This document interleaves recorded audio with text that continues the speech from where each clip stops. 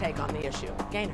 Hi, Ray. Hi, Micah. Resign now or face impeachment for a second time. That's the message from House Democrats tonight, but the White House says that will only further divide the country. House Democrats circulating draft articles of impeachment accusing President Trump of incitement of insurrection. But time is tight, raising the question whether impeachment can continue after the president leaves office. And there is an open question, and indeed some constitutional scholars who suggest that the president can be impeached after he or she leaves office. The consequences of which obviously are not removal from office since the term is done, but such matters as eligibility to run for president again. In a statement, a White House spokesperson says a politically motivated impeachment against a president with 12 days remaining in his term will only serve to further divide our great country. It's not going to produce any good result.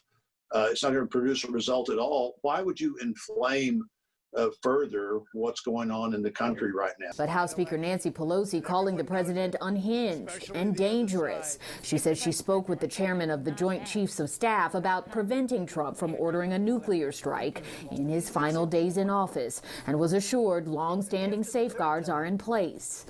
When a president incites a mob to violence, as far as I'm concerned, he disqualifies himself from leading this nation. Alaska Senator Lisa Murkowski became the first Republican in the Senate to call for Trump's immediate resignation. If he doesn't resign, Pelosi says she instructed the House Rules Committee to be prepared to move forward with the motion for impeachment. President-elect Joe Biden says that's up to Congress to decide, but he had this response to news the president will break tradition and will not attend the inauguration. One of the few things he and I have ever agreed on. It's a good thing I'm not showing up. House Democrats could vote on impeachment by the middle of next week, but the Washington Post reports Senator Mitch McConnell is circulating a memo that explains unanimous consent would be needed from all 100 senators to start acting on any articles of impeachment before January 19th.